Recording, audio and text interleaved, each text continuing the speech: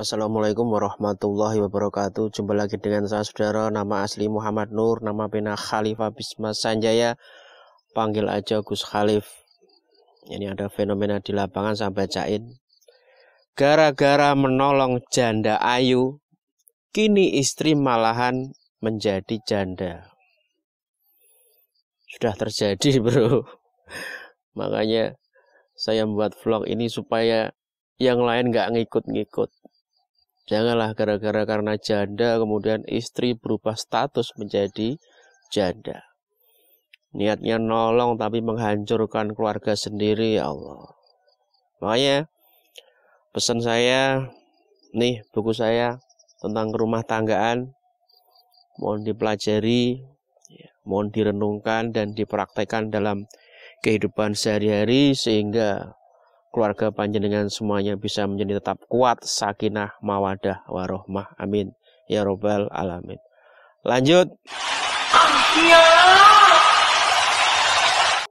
Saudara, ya salah satu sebab kenapa nih laki-laki jatuh cinta sama janda kemudian buang begitu aja istrinya.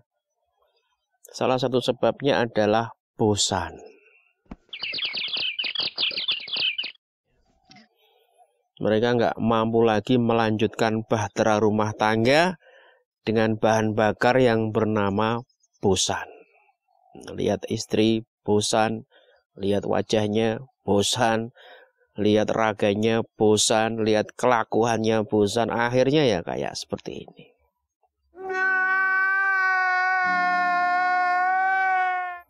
Saudara, memang bosan ini adalah salah satu penyebab perceraian. Marah, bohong, bosan, bokek, KDRT, dan ketidaksesuaian. Bosan ini menempati peringkat yang berbahaya. Makanya rumah tangga yang dilanda kebosanan ini, waduh, Anda perlu obat, ya, Anda perlu solusi supaya tidak bosan. Repot, lihat istri, bosan. Lihat janda, membara. Nafsunya membara, gak bosen, semangat hari-hari. Terus gimana? Untuk bapak-bapak yang udah merasa bosan dengan istri, bosan dengan rumah tangganya, bosan dengan bahtera rumah tangganya, kemudian berniat ingin ganti formasi, tetap dia nahkodanya hanya yang jadi istrinya itu ganti yang lain, ya janda atau apalah. Cobalah merenung. Jam 2 malam, jam 3 malam, saat istri lagi tidur pulas-pulasnya bro, coba kamu bangun merenung, duduk di depan istri yang lagi pulas tidur. Nah, saat Anda duduk di depan istri yang lagi tidur itu, katakan dalam hati, wahai istriku, entahlah, kulihat kamu sekarang menjadi semakin marah, pemarah, dan pemarah. Padahal aku tuh sangat membenci dengan wanita pemarah. Dikit-dikit emosi. Kayaknya aku gak sanggup lagi melanjutkan rumah tangga ini. Gak apa-apa saudara, diungkapkan semua keluh kesah Anda di depan istri saat dia tidur. Tapi ya dalam hati aja. Wah istriku, kuperhatikan sekarang kamu jarang sholat. Padahal kamu tahu bahwa saya yang namanya sholat itu kan wajib. Diomongin dalam hati. Tapi kenapa kamu gak bisa rajin sholat? Itulah kenapa aku membencimu, bosan denganmu. Kayaknya rumah tangga ini gak bisa dilanjutkan lagi gara-gara masalah ini. Ya Pak ya, ungkapkan semua kekesalan saat istri lagi terlelap. Wah istriku, dulu kamu itu jujur. Tetapi sekarang kenapa kamu menjadi pembohong? Aku tahu bahwasanya kamu itu bohongin aku. WA dengan dia, aku tahu. Tapi kenapa sekarang kamu menjadi bohong seperti ini? Bukankah itu akan menghancurkan rumah tangga kita, wahai istriku? Udahlah, kayaknya aku gak sanggup lagi menjadi suamimu. Gak sanggup lagi, wahai istriku.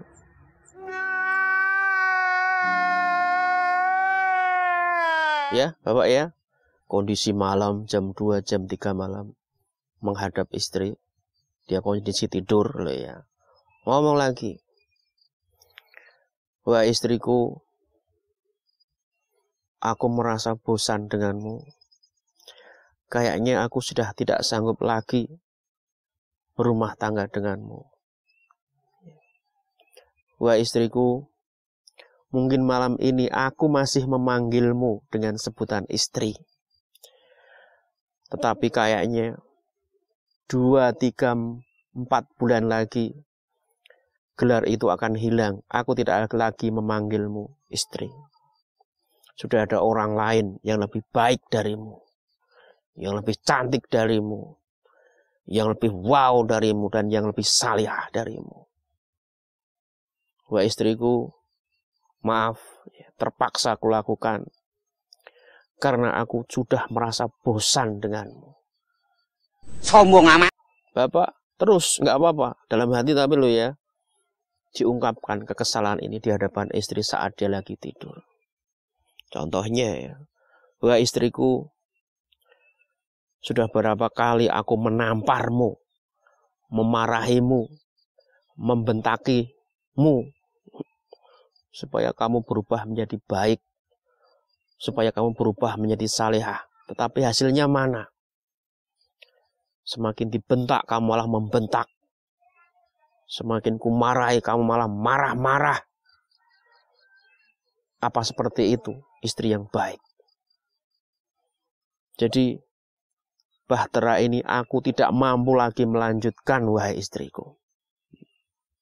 Sudahlah, aku menyerah. Aku tidak mungkin lagi satu bahtera denganmu. Jadi terpaksa aku lakukan. Aku akan menikahi janda itu. Lebih muda, lebih salihah, lebih cantik, lebih penurut, dan lebih segalanya darimu.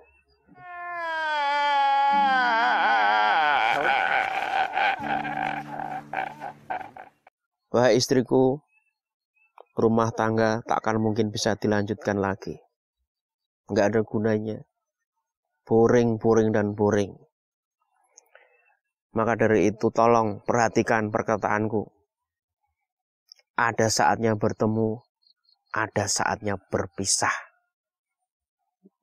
Mungkin Anda udah puas ya mengeluarkan semua unek-unek di dalam jiwa ini. Nggak apa-apa, namanya hak mengeluarkan unek-unek. Yang penting dia nggak dengar nanti marah.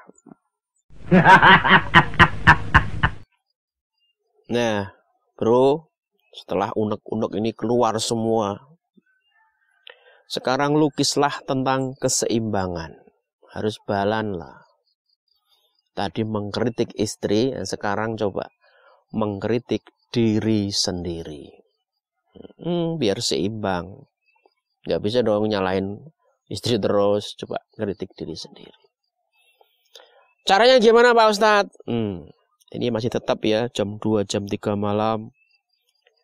Menghadap istri, dia lagi terlap tidur istri. Bilang, wahai istriku, kalau kupikir-pikir sebenarnya yang paling pantas disalahkan itu adalah aku. Aku sebagai kepala rumah tangga jarang memberikan keteladanan terhadapmu. Aku tahu kamu malas sholat.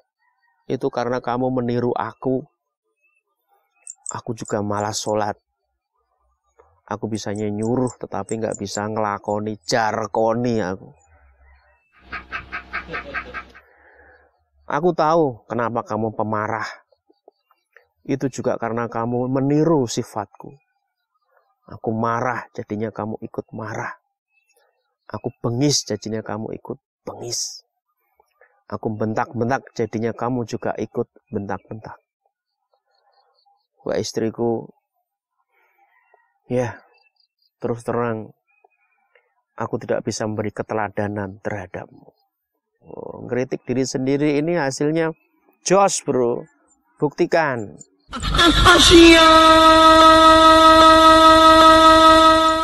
Wah istriku, saudara, kritik lagi nggak apa-apa, tapi kritik diri sendiri.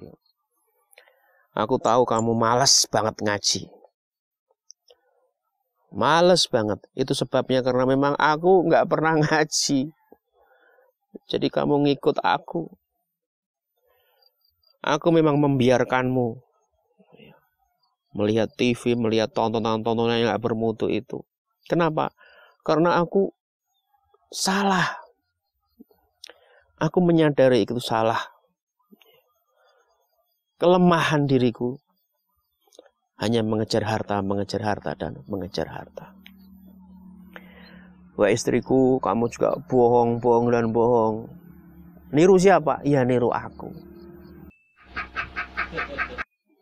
Wahai istriku, tetap dalam kondisi istri lagi, tidur ya saudara. Aku tahu kamu butuh motivasi untuk tetap bersemangat dalam ibadah. Tetap bersemangat mendidik anak-anak. Aku tahu kamu butuh motivasi. Tetapi sebagai laki-laki, aku tidak pernah memberikan motivasi terhadapmu. Yang kuberikan hanyalah kemarahan, sindiran kasar, kebengisan. Entahlah kenapa diriku seperti ini. Jadi mengkritik diri sendiri ini bagus saudara, dipraktekkan. Bukannya menjelek-menjelekan diri sendiri, enggak, yang ngeritik diri sendiri. Sehingga balance kehidupan ini.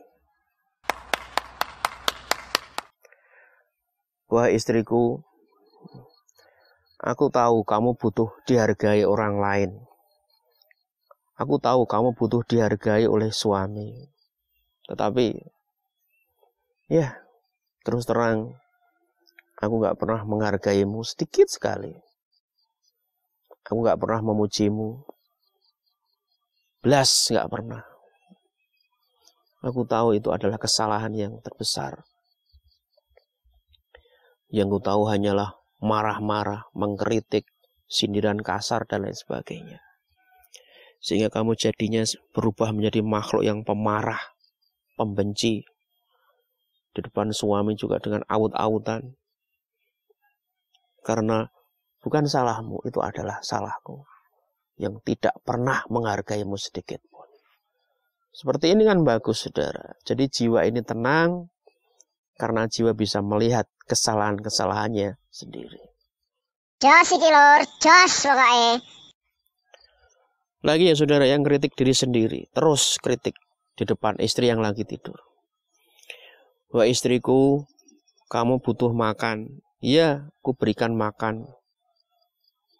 Tetapi kadang-kadang makanan itu bercampur dengan yang haram.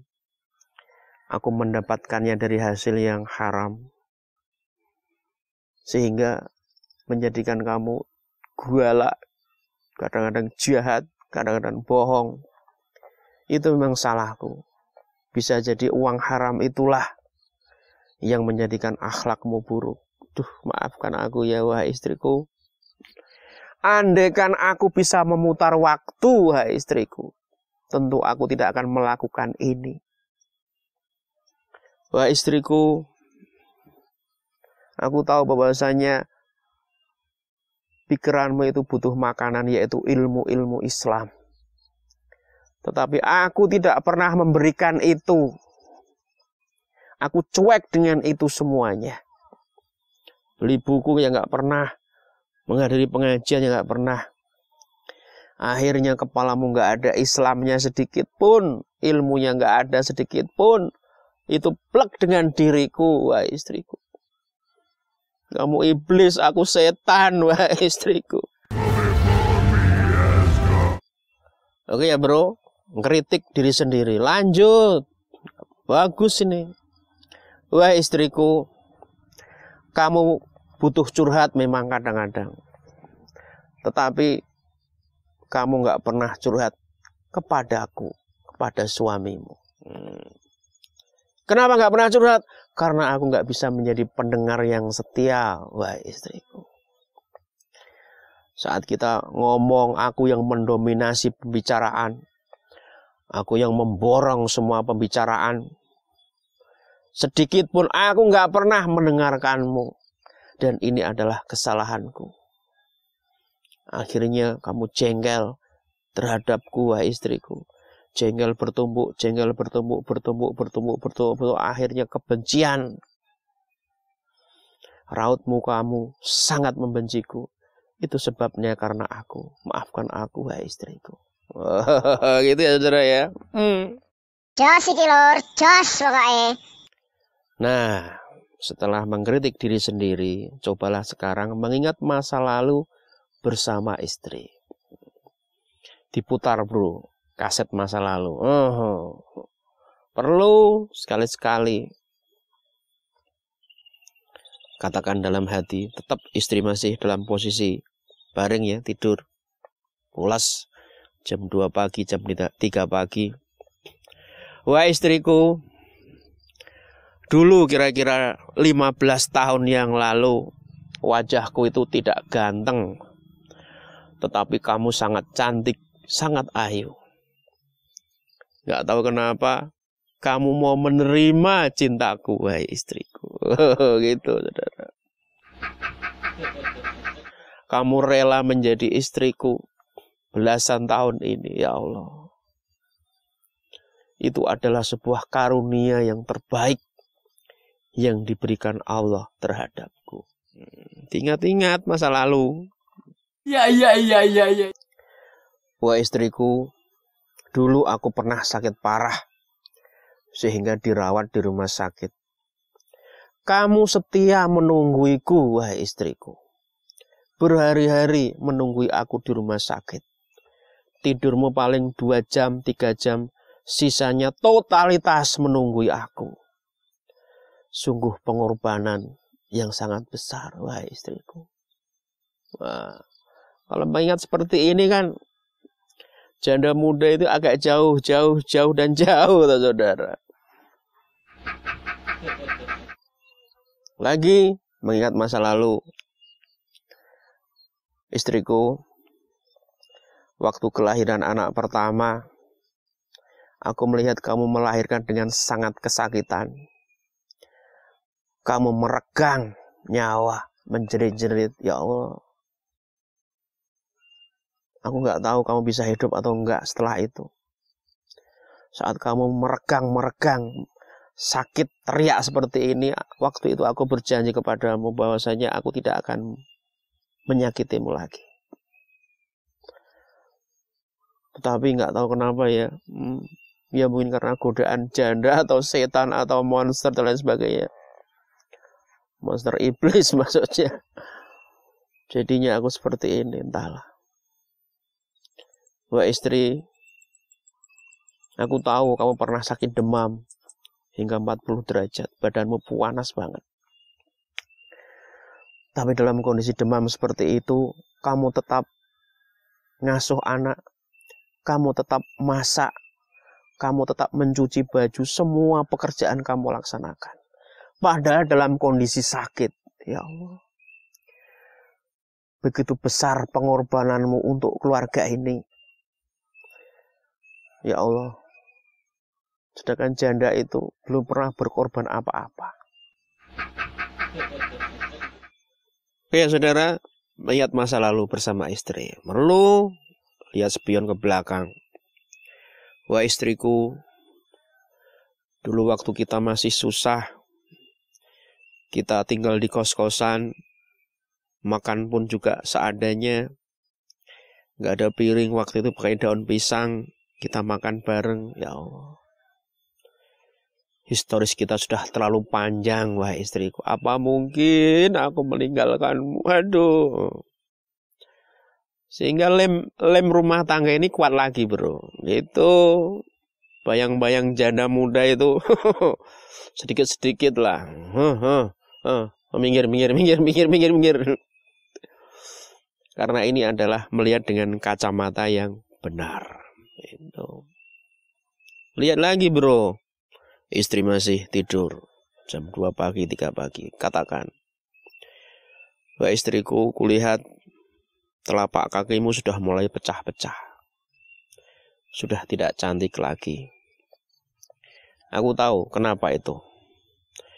Karena setiap hari kamu bekerja dan bekerja dalam rumah tanggaku. Kamu mengasuh anak-anakku 24 jam sehari menjaganya. Kamu ngurusin rumah tangga ini 24 jam sehari. Aku tahu kalau pengen makan tinggal teriak, kamu semuanya yang menyiapkan. Sehingga kamu capek, badanmu lelah, itu karena aku, karena perjuanganmu. Hatimu jadi pecah-pecah seperti ini. Dengan melihat kakek istri yang sudah nggak cantik lagi itu, jiwa ini tentram.